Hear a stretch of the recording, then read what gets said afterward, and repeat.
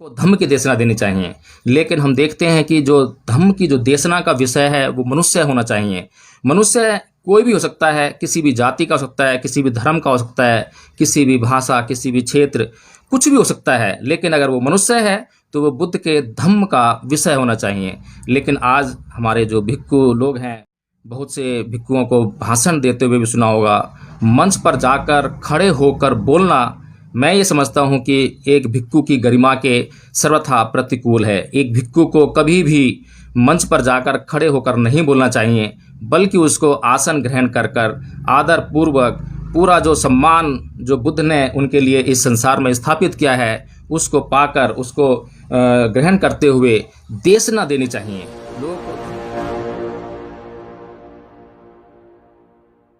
धम्मोपदेश देना चाहिए अथवा नहीं, इसमें जो बुद्ध के मन में जो विचार आए,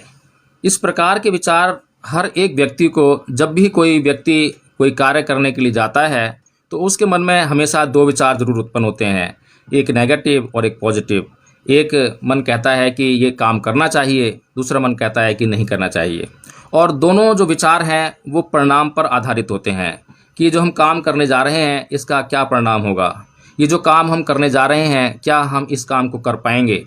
ये कुछ बातें हैं जिनको सोचते वक्त जो है मन में दो तरह के प्रश्न उठते हैं। और आदमी जिस बात का प्रभाव ज़्यादा होता है, अगर हमारे नेगेटिव जो विचार हैं उनका प्रभाव ज़्यादा है तो हम नकारात्मक तरफ बढ़ जाते हैं, और पॉजिटिव का प्रभाव ज़्यादा है तो हम जो है सकारात्मक तरफ बढ़ जाते हैं। इसी प्रकार से ये कहना कि कोई सैंपत्ति नाम का कोई व्यक्ति रहा होगा जिसने आके बुद्ध को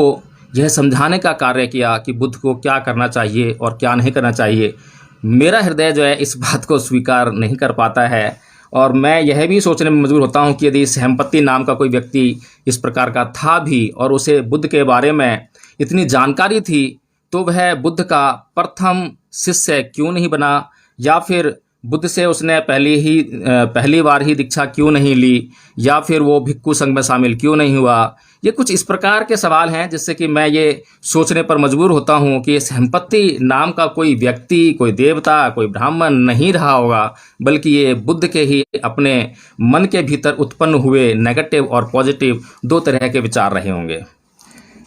इसी प्रकार से सैंपत्ति ने जो है जब यह समझ लिया तो उसके द्वारा मंगल समाचार की घोषणा की जाती है। तो ये मन के भाव समझे जाते हैं कि ये मन के भाव हैं, ये कि दो तरह की धम्म दीक्षा,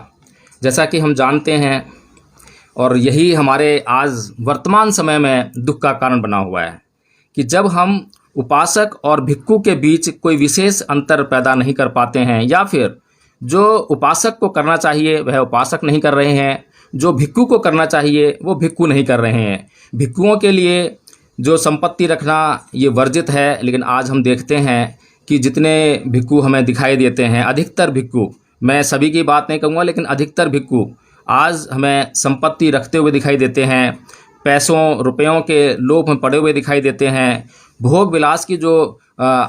चीज़ें हैं, वस्तुएं हैं, उनका उपभोग करते हुए दिखाई देते हैं। इन सब का उपभोग करते हुए यदि वे धम्म का प्रचार प्रसार करें तब भी कुछ हद तक कुछ बात समझ में आ सकती है,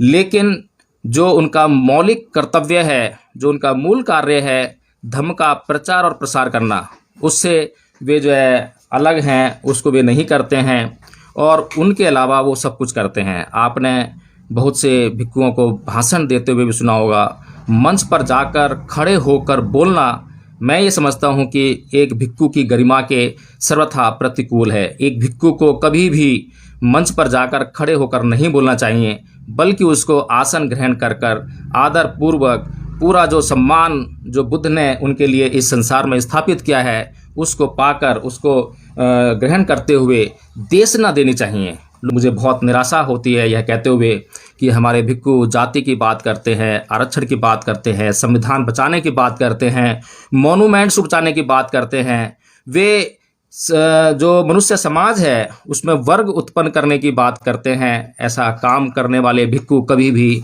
सद्धम्म का प्रचार और प्रसार नहीं कर सकते। मुझे बहुत निराशा होती है यह कहते हुए कि हमारे भिक्खु जाति की बात करते हैं, आरक्षण की बात करते हैं, संविधान बचाने की बात करते हैं, मॉन्यूमेंट्स बचाने की बात करते हैं। वे जो मनुष्य समाज है उसमें वर्ग उत्पन्न करने की बात करते हैं। ऐसा काम करने वाले भिक्खु कभी भी सद्धम्म का प्रचार और प्रसार नहीं कर सकते। और जब भिक्खु लोग ऐसा नहीं कर पाते हैं तो उपासक लोगों को अपना वह काम अपने हाथ में लेना होता है। जिस प्रकार से कि हम लोग आपस में मिलकर ये काम करने का प्रयास कर रहे हैं, हम गृहस्थ होकर भी यह प्रयास कर रहे हैं, और गृहस्थ रहकर इस काम को करने में कितनी कठिनाइयों का अनुभव करना पड़ता है ये हम सब जो है अच्छी तरह से जान रहे होंगे कि एक गृहस्थ को अपने परिवार के लिए आजीविका भी उत्पन्न करनी है, फिर धम्म का अध्ययन भी करना है, फिर उस धम्म को जो समाज है उसके भीतर जाकर उसके प्रचार प्रसार करने के लिए भी व्यवस्था करनी है। बहुत कठिन कार्य हो जाता है एक गृहस्थ के लिए, लेकिन एक बहुत आसान कार्य है एक भिक्खु के लिए। तो हमें ये समझना चाहिए कि जो दो तरह की धम्म दीक्षा की जो बात परम पूज्य बाबा साहेब डॉक्टर भीमराव अम्बेडकर कर रहे हैं, तो वहाँ उसको हमें अच्छी तरह समझना चाहिए। और जैसे कि जो नियम है जिनकी बात बाबा साहेब ने यहाँ कही है, जो नियमों की बात अगर करें तो जो नियम एक उपासक के लिए भी हैं और वही नियम जो है भिक्खु के लिए भी हैं। भिक्खु के लिए अधिक नियम है, उपासक के लिए कुछ सीमित नियम हैं, लेकिन किसी उपासक के लिए बाध्यता नहीं है कि वो अधिक नियमों का पालन ना करे। लेकिन एक जब उपासक किन्हीं नियमों का पालन करता है तो वह उसके लिए निर्देश होते हैं। निर्देश का मतलब ये होता है डायरेक्टिव जो प्रिंसिपल्स होते हैं, हमने देखा होगा कॉन्स्टिट्यूशन में हम पढ़ते हैं संविधान में कि डायरेक्टिव प्रिंसिपल्स यानी कि निर्देशात्मक सिद्धांत, जिनका सरकार के ऊपर किसी प्रकार की कोई बाध्यता नहीं होती है। इसी प्रकार से जो भिक्खु होते हैं उनके लिए वे संकल्प हैं। जैसे ही वे सील वे नियम टूटते हैं तो जो पवारना विधि है हमने देखी होगी, सुनी होगी कि वर्षावास जैसे ही समाप्त होता है तो उसके बाद एक पवारना विधि का आयोजन होता है। और पवारना विधि में जो भिक्खु संघ है सभी भिक्खु मिलकर सबसे पहले अपने दोष बताते हैं कि हमसे इस वर्षा काल के दौरान हमसे कौन कौन से सील टूटे हैं, तो उनके लिए वो क्षमा प्रार्थी होते हैं, क्षमा प्रार्थना करते हैं। उसके बाद जब ये सब हो चुका होता है तो संघ जो है अन्य भिक्खुओं से पूछता है कि यदि किसी ने किसी भिक्खु का कोई सील टूटते हुए देखा हो तो वह उसे बताए, जिसको कि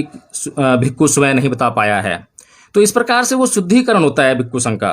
तो हमें ये समझना चाहिए कुल मिलाकर कि एक भिक्खु का जीवन एक उपासक के जीवन से सर्वथा बिल्कुल अलग है, भिन्न है। और जो ये भिन्नता है यही भिक्खु को जो उपासक संघ है या उपासक लोग हैं उनके ऊपर स्थापित करता है, वह गरिमा प्रदान करता है, जिससे कि एक भिक्खु इस समाज में वह प्रतिष्ठा को प्राप्त करता है। तो इस तरह से हम अगर सोचें समझें तो उपासकों का भी ये कर्तव्य है कि वह भी भिक्खुओं के साथ में उस तरह का उचित व्यवहार करें, और वह यह काम कर सकते हैं यदि हम भिक्खु लोगों को थोड़ा सा इस तरफ थोड़ा सा उनका ध्यान आकर्षित कराएं और उनको ये जो उनके सील हैं उनकी तरफ जो है उनका ध्यान आकर्षित कराकर उनको यहाँ पर बुद्ध के धम्म का प्रचार और प्रसार करने के लिए प्रेरित करें, उनको मोटिवेट करें। तो इसी के साथ मैं अपनी बात समाप्त करता हूँ। आज के अध्यक्ष जी और अन्य लोगों को मैं आमंत्रित करना चाहूँगा कि अगर उनके कोई विचार हैं, कोई प्रश्न हैं तो यहाँ पर वो चर्चा कर सकते हैं।